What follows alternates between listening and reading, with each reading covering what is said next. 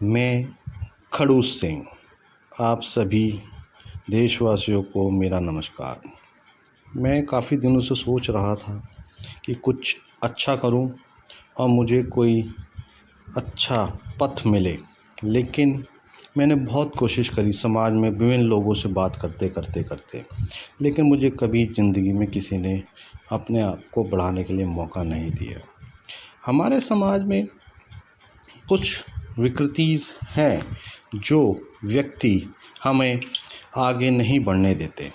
वो सोचते हैं हम हैं, बाकी और कोई नहीं है। हम ही कमाएं और ना बढ़े। एक दूसरे के पीछे एक जंगल राज की तरह हम एक दूसरे को खींचते रहते हैं। किस लिए? क्योंकि हमें अपना गौरव चाहिए पता ही नहीं होता। जब आप अपना गौरव नहीं खोजेंगे तो आप कैसे किसी देश को कैसे संपन्न कराएंगे। इसलिए मैं कहता हूँ, सभ्यता और शिष्टता सफल व प्रगति समाज का आभूषण होता है और अपने आत्म गौरव को विस्मृत करके कोई समाज व राष्ट्र कभी प्रगति नहीं कर सकता। समाज के सभी वर्गों को उन्हीं को सर्वाधिक पसंद किया जाता है जो ज़्यादा अपने कामयाब हैं। हम और उन्हीं को पसंद किया था। हम किसी भी वर्ग को, वर्ण को, भाषा व धर्म के ताल्लुक क्यों न रखते हों। यदि हम मानवीय विशिष्टताओं के मूल्यांकनों में दुर्लभ हैं तो सुख सफलता हमारे वास से कोसों दूर रहती है। इसलिए किस तरह से हमें सभ्य बनना है? हमें तो सभ्य बनना है ना। तो इसलिए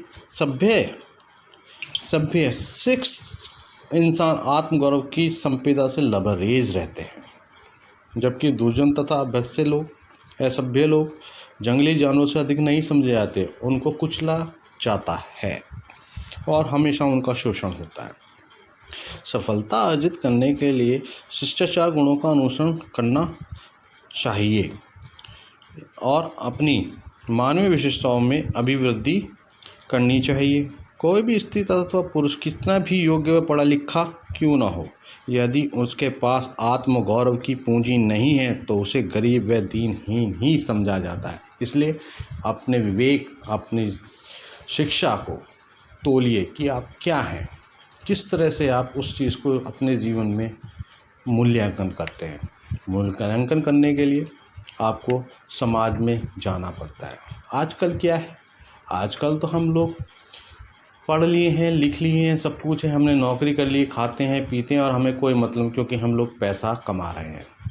पैसा कमा रहे हैं, अच्छी बात है। कोई ज़्यादा कमा रहा है, कोई कम कमा रहा है, कोई किसी का गुजारा नहीं चल रहा, किसी पे इतना है कि आता है, बहुत ज़्यादा है, अच्छी बात है। वो सोचता है कि मैं सबसे बड़ा हो गया हूँ, जबकि वो हमारे अपनों में से ही निकला हुआ एक व्यक्ति होता है।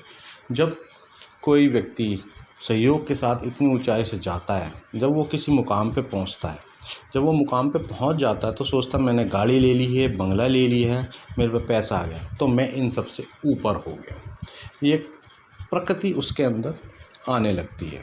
जब उसके अंदर वो चीज़ आने लगती है तो वो सोचता है मेरा समय हमेशा एक सा ही रहेगा। जब उसका समय बिगड़ता है, जब वो धरातल की तरफ आता है तो फिर वहाँ उसको मिलने या जुलने में बहुत दिक्कत होती है। इसीलिए हमेशा व्यक्ति को अपना व्यक्तित्व सही रखना चाहिए और कभी भी किसी के ऊपर तत्काल विश्लेषण नहीं करना चाहिए। ठीक है, कोई है, अच्छा है, बुरा है, सभी तरह के होते हैं। अगर सभी अच्छा होगा तो दुनिया कैसे चलेगी? सभी बुरे होंगे तो दुनिया कैसे चलेगी? तो ऊपर वाले ने हमेशा दुनिया को ऊपर नीचे करके बनाया है और सभी के भाग्य अलग अलग लिखे हैं। और आत्मगौरव की बात, जब कभी कभार एक मलिन गंदी बस्ती में कोई जाता है तो बहुत सारे मलिन बस्ती के व्यक्ति रहते हैं, वहाँ पे सब गंदगी में रहते हैं, कोई साफ़ सफाई से नहीं रहता। तो कभी कभार कोई आपको एक अलग सा व्यक्ति मिलेगा जो बिल्कुल गरीब होगा, लेकिन वो अपनी साफ़ सफाई, रहने सहने का उसका ढंग बहुत अच्छा होगा। इसलिए उसी से आदमी को समझ आती है कि उसका आत्मगौरव जागृत है, लेकिन उसको उस मलिन व्यक्ति में कोई पहचानता नहीं है। पहचानेगा तो वही जो कभी कभार उस अच्छा व्यक्ति उसके अंदर चाहे। जैसे कि एक बात कही गई है, बाअदब बानसीब बेअदब बेनसीब। खूबियों को स्वीकारिए। सभ्य शिष्ट प्रवृत्ति वाले लोग एक दूसरे की खूबियों को स्वीकार करते हैं और समझने की कोशिश करते हैं। प्रत्येक व्यक्ति का जीवन हमारे जीवन जितना बहुमूल्य व महत्वपूर्ण होता है और हमसे प्रत्येक व्यक्ति प्रत्येक दूसरे व्यक्ति के प्रति प्रत्येक वस्तु के लिए उत्तरदायी है। हम बड़े होकर सभ्य नागरिक बने, इसलिए हमें बचपन से अनुशासित रहने की आवश्यकता होती है, जो कि आज के दौर में अनुशासित नहीं है कोई भी, क्योंकि आजकल सिंगल परिवार हो गए हैं और सिंगल परिवार होने के बावजूद बच्चे अपने माँ बाप के पास अपने पोते पोती देवी देवताओं को रखने की कोशिश नहीं करते हैं। सोचते हैं ये क्या सिखाएंगे, ज़माना बदल रहा है। अरे हमारी सभ्यता तो वहाँ पे है, उन्हीं से जो सीखेंगे तभी तो वो आगे बढ़ेंगे। जब वो आगे बढ़ेंगे तभी उन्हें सही और गलत का अनुसरण होना स्टार्ट हो जाएगा बचपन से।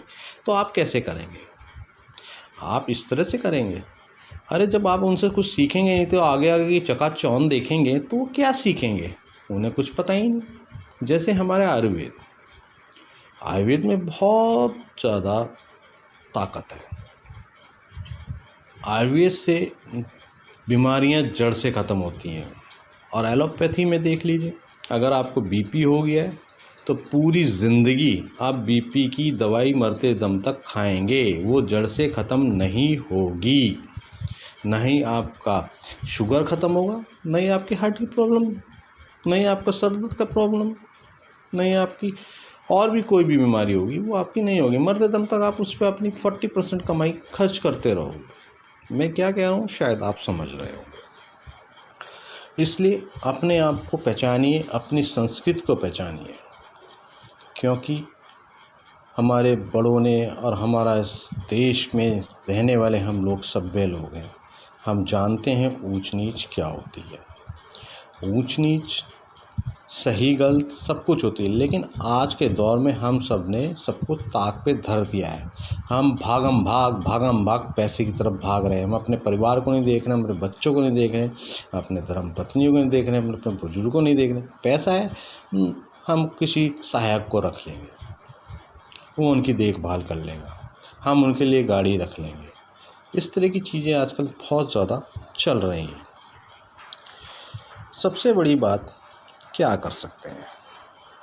मनुष्य पशु नहीं है, क्योंकि उसे बातें करना आता है, अपनी मूर्खताओं को छिपाना आता है, पापों पर बुद्धिमान का आवरण चढ़ाना आता है और वर्ग जाल की फीस उसके पास है।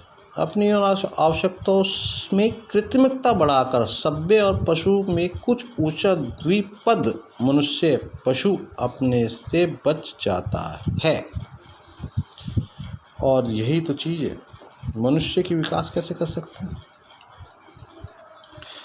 एक बादशाह थे, उन्होंने अपने एक शहजादे को लिखकर पूछा कि संसार में वह कौन सी चीज़ है जो बहुत अधिकता से मिलने पर भी यथेष्ट नहीं मिलती।